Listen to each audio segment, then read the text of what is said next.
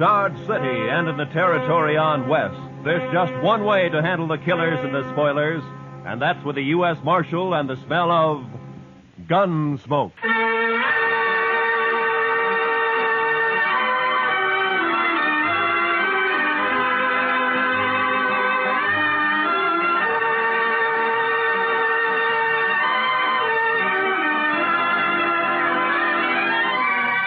Gunsmoke, starring William Conrad. The story of the violence that moved west with young America. The story of a man who moved with it. Matt Dillon, United States Marshal.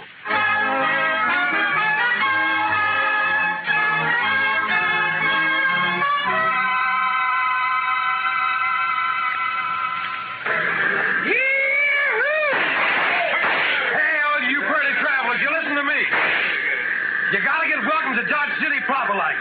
Hey, you there, mister. I said you. You addressing me, sir? I reckon I am. You a preacher? Not exactly. You dress like a preacher. If you'll excuse me. Back up, fancy pants.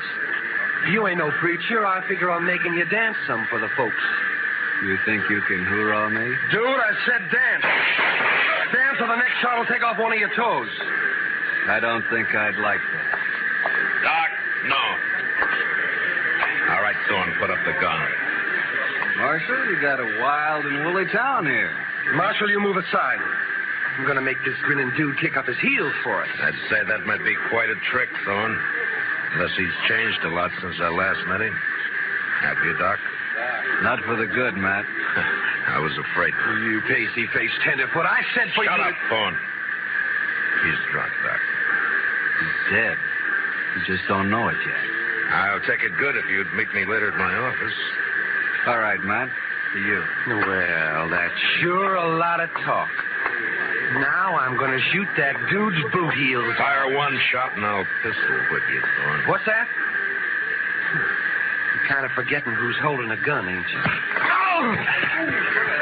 I wasn't forgetting. Oh, my wrist. You broke my wrist. I doubt it.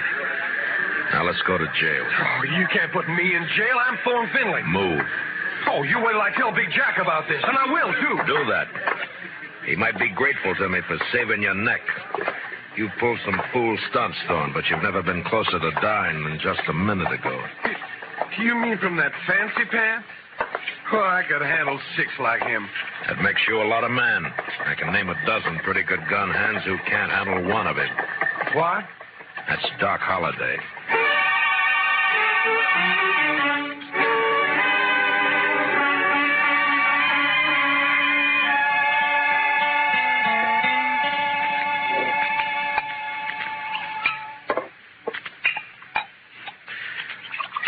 There you are. Salute, Matt. Salute, Doc.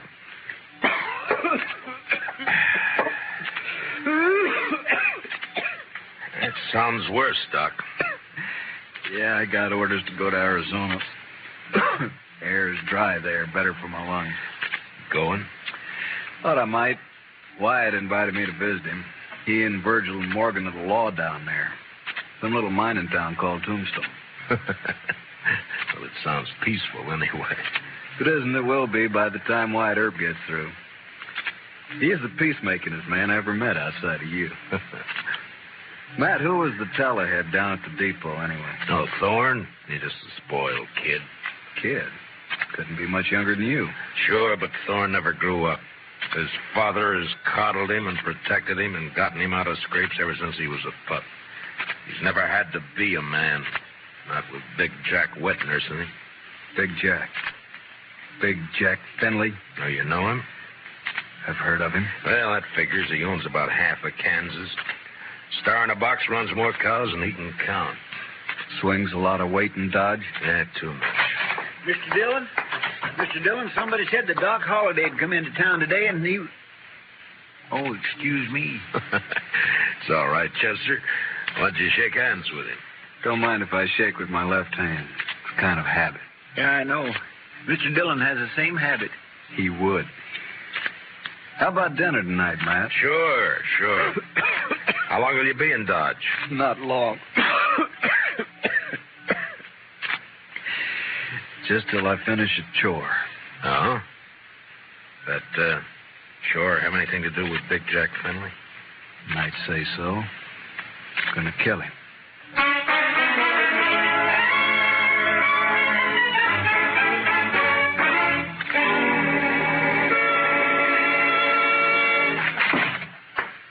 All right, Dillon. Turn him loose. You, forgot to close the door, Mr. Finley. You going to turn my boy loose? Or I'm going to have to do it for you. You got a writ of habeas corpus? Writ? Thorne didn't commit no crime. The charges are drunken, disorderly, disturbing the peace, and attempted assault with a deadly weapon. Eyewash. You still need a writ. But, man, Judge Nathan does what I say, and you know it. Don't you think I can get a writ? I'm sure you can and will. You always do. Then what's the point, Dillon? It's just a lot of useless red tape. It's the law. Close the door on the way out.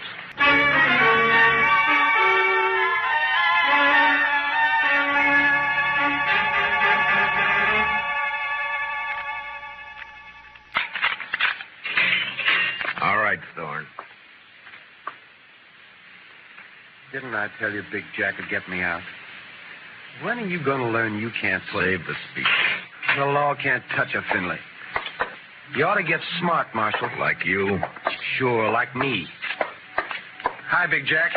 You okay, son? Fine. Anything else, Mr. Finley? Why, yes. My boy here is a little boisterous sometimes, I know. High-spirited, you understand? Uh-huh. So? So, I want to put a stop to all this nonsense of yours arresting him every time he kicks up his heels a bit. Now, go on.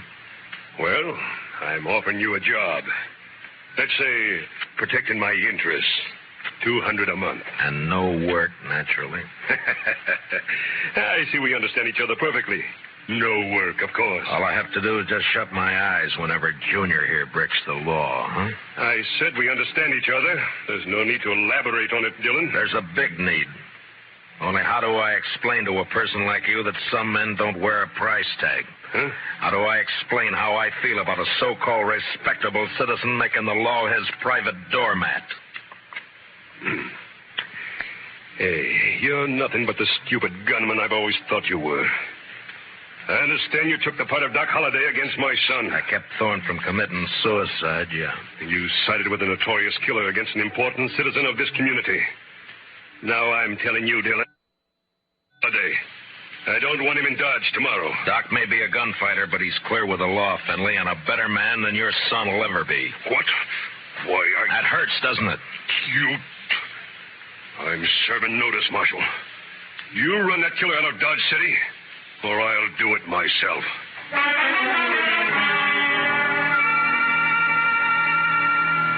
Big Jack Finley, cattleman and self-made king of southern Kansas.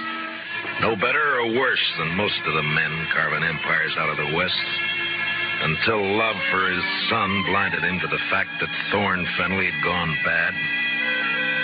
And from here on, I knew the war was on between Big Jack and me.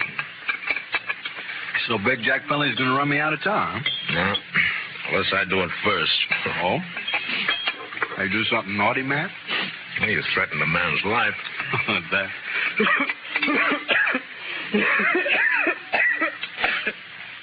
And just between friends, Matt.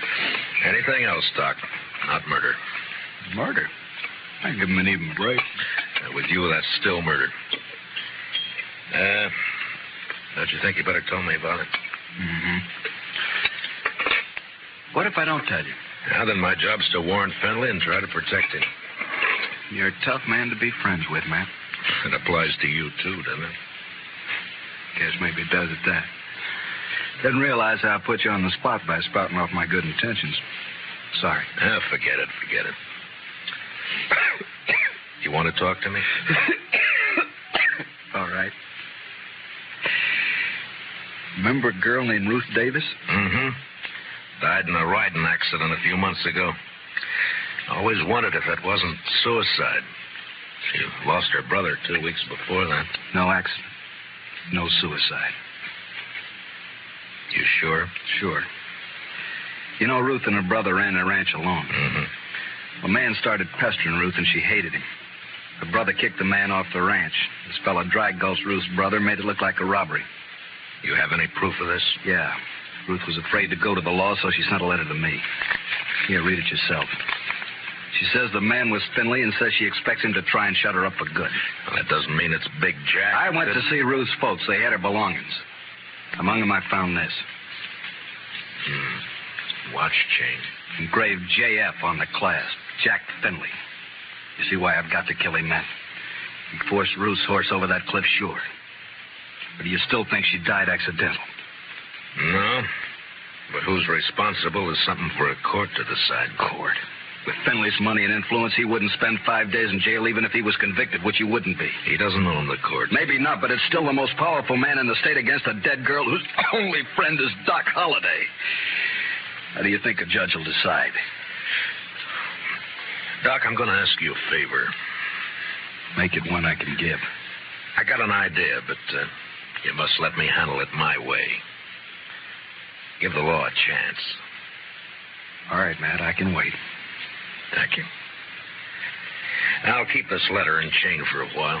All right, but if the law fails, I'll brace Big Jack Finley when he walks out of the courthouse. And you'll be bracing 2 men, Doc. Finley and me.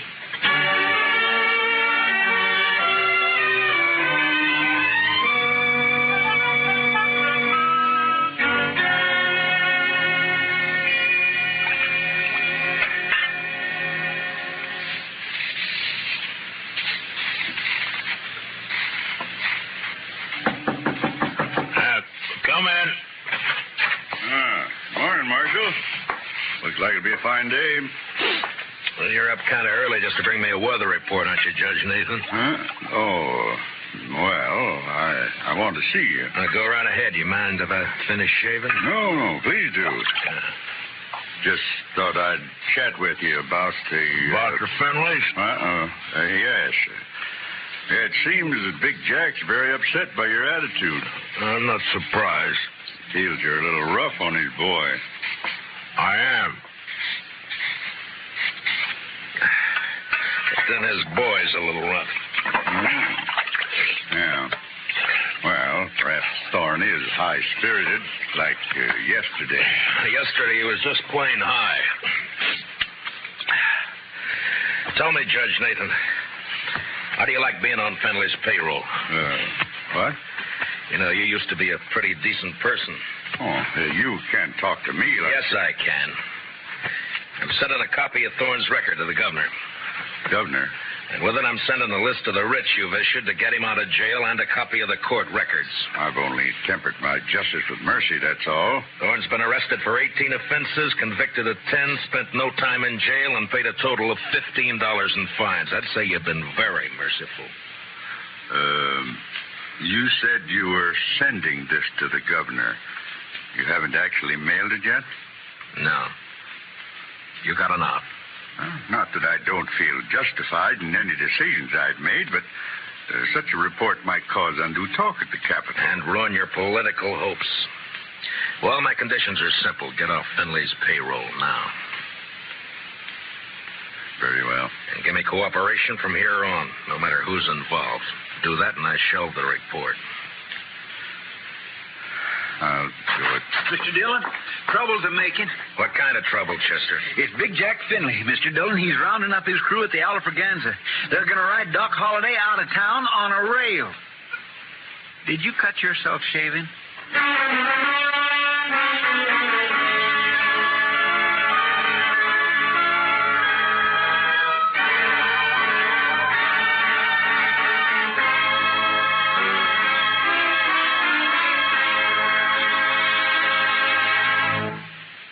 We will return for the second act of Gunsmoke in just a moment. But first, don't forget, starting Monday, CBS Radio's tremendous news staff will start bringing you the complete coverage of the Democratic Convention in Chicago.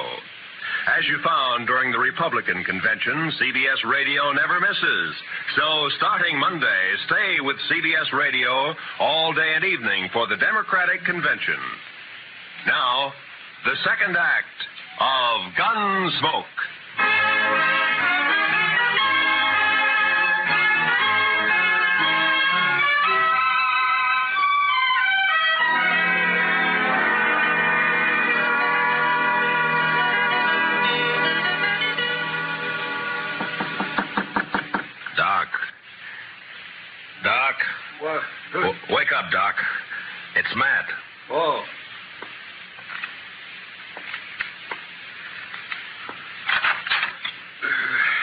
What's up? Trouble. Lots of trouble.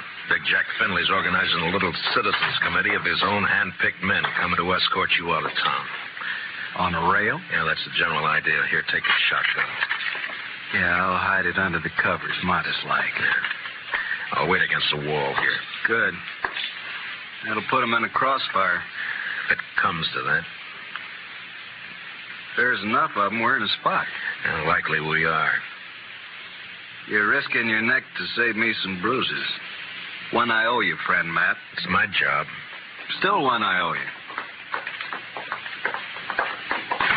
There he is. Wrap him up. All right, stop right there. I'll shoot the man who takes another step. You think you're going to stop us, Dillon? I think so. Me and Doc. Doc. Show him, Doc. Sure thing, Marshal. Look, boys, surprise. Shotgun. I sure do love surprises. Dillon, I've got a dozen men with me. Well, sure, about 6 of them will die, Finley, if you don't crawl out of here fast. And guess who'll die first, Big Jack? You there, Moncrief. I always figured you for some brains. Get your boss out of here, quick. Sure talking sense, Big Jack. Shut up, Moncrief.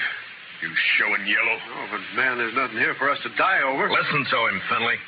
That greener Doc is holding has 18 buckshot in each barrel. He'll get slaughtered if he triggers that thing. And I'm getting edgy, Finley. And me, if I get a coughing spell, I'm liable to shoot without meaning to. All right. This is twice you have made a Finley back down. You'll never get a third chance. Let's get out of here.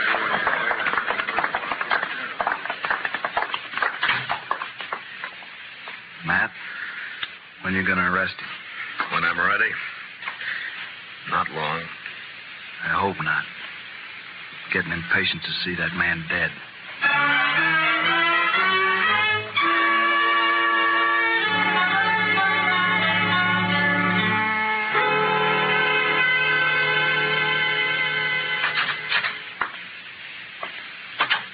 I got your message, Marshal.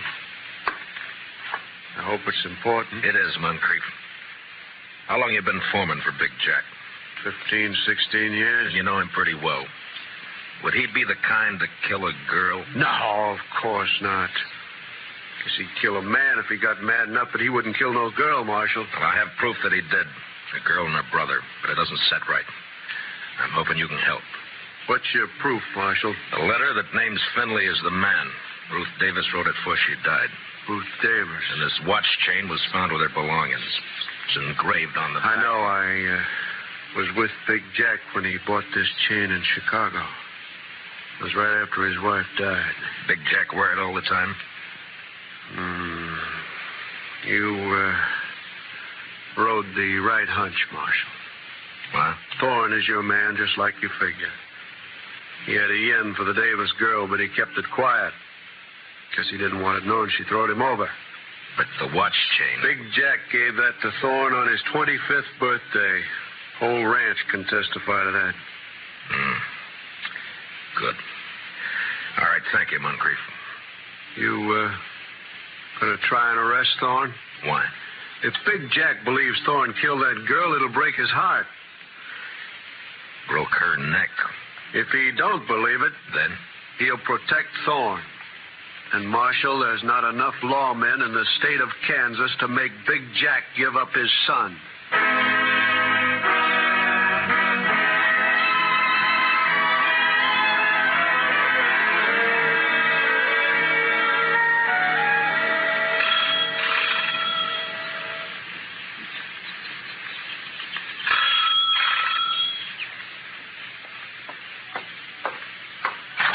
Yeah, what it... Oh, it's you, Marshal. And, John Holliday. Doc, this is Judge Nathan. Holiday? Oh, yes, I've heard of you. I've heard of you, too, Judge. Wonder which has heard the worst. What's that? Why, Judge, I'm here on business. Oh, of course. Come in, won't you? In my study here, so we won't be disturbed. Now, what is it, Marshal? I want you to swear out a warrant for Thorne Finley's arrest. Charge, murder.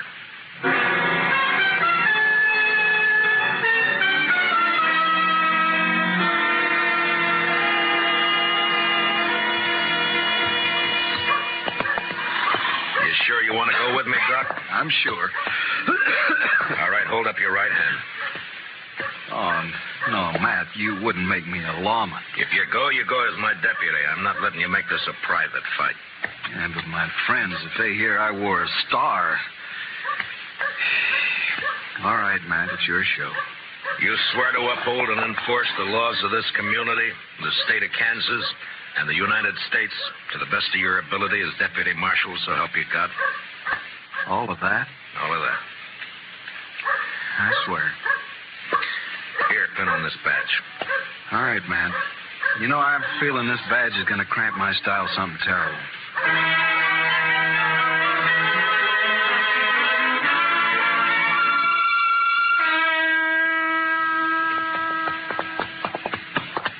Better breathe our horses going up through this pass. We still got a good ride ahead. How far? Oh, about 10 miles. Hmm? What do you think, Matt? Will they fight? Well...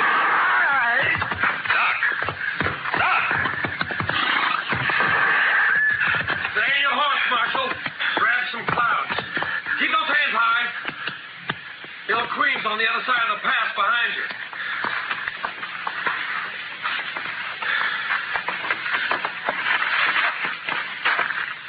That's being smart, Dillon. Queen will drop you if you touch her gun butt. You're handy at this bushwhacking, aren't you, Thorne? If Doc... He's all right. My slug seems to have bounced off his thick skull. Good. Yeah, let's pull your teeth. Better you do it. With your left hand, reach down and across slow. Pull your gun out with your fingertips and toss it away. Nervous? Just cautious. Or maybe this Queen doesn't exist, huh, Thorne? Queen! Queen's one of Dad's men, but I pay him extra to work for me. Any more questions? I guess not. There's my gun. The rifle next.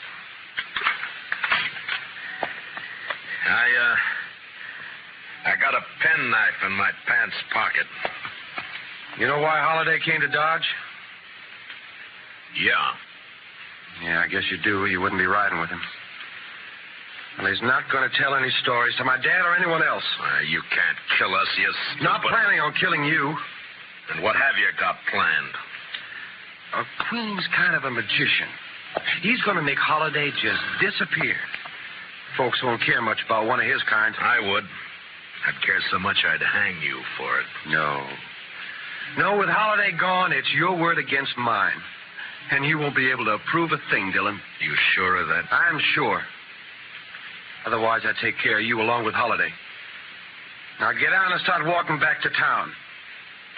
It's like I told you. Law can't touch you, Finley.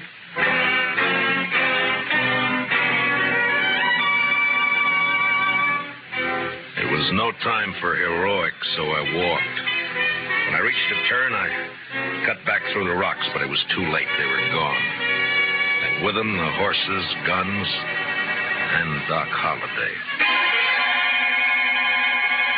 2 miles up the road, I found my horse turned loose. And with a mind full of cold hate, I raced onto the Star in a box. On the front porch of the ranch house was one of Big Jack's men. Hold it right there. Out of my way, mister. I'm in no mood to shake hands. Where you heading, lawman? You don't hear well.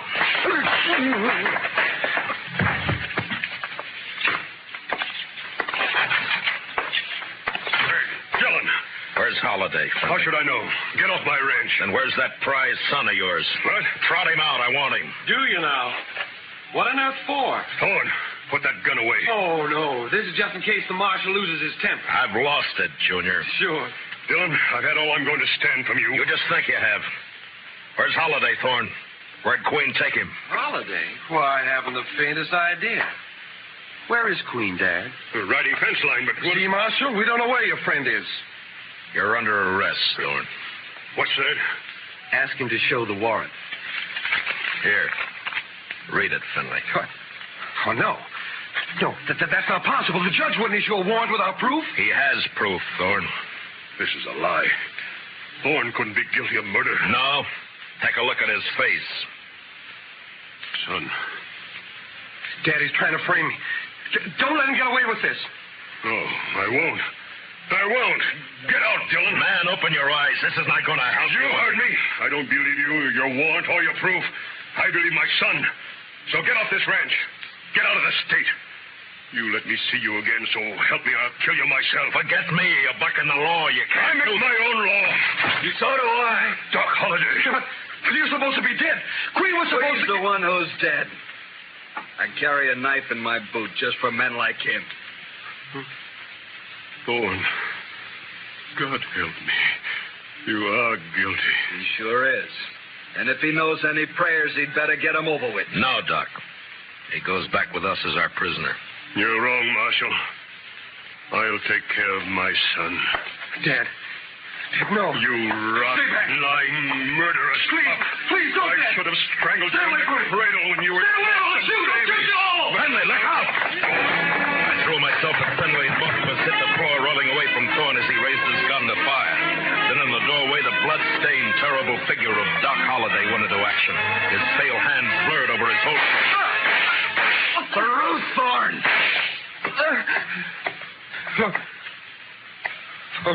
Ruth?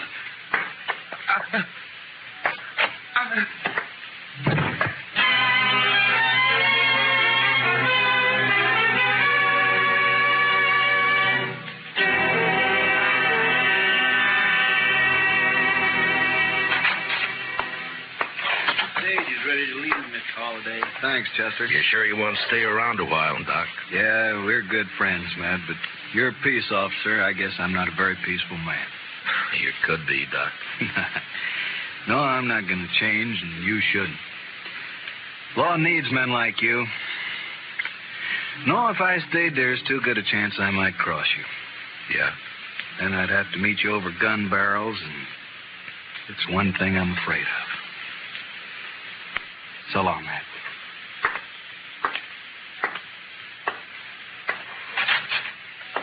Good luck, Doc. My. I never would have thought Doc Holliday was scared of meeting anyone in a gunfight.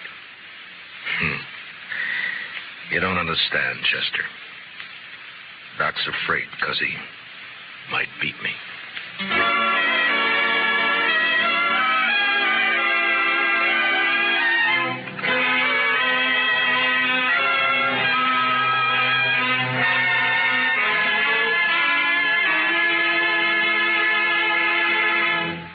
Gunsmoke, under the direction of Norman MacDonald, stars William Conrad as Matt Dillon, U.S. Marshal. Tonight's story was specially written for Gunsmoke by Herb Purdom, with music composed and conducted by Rex Corey. Featured in our cast were Harry Bartell as Doc Holliday, with Lee Millar, Nestor Paiva, Ralph Moody, and Tom Tully. Parley Bear is Chester. Join us again next week as Matt Dillon, U.S. Marshal, fights to bring law and order out of the wild violence of the West in Gunsmoke.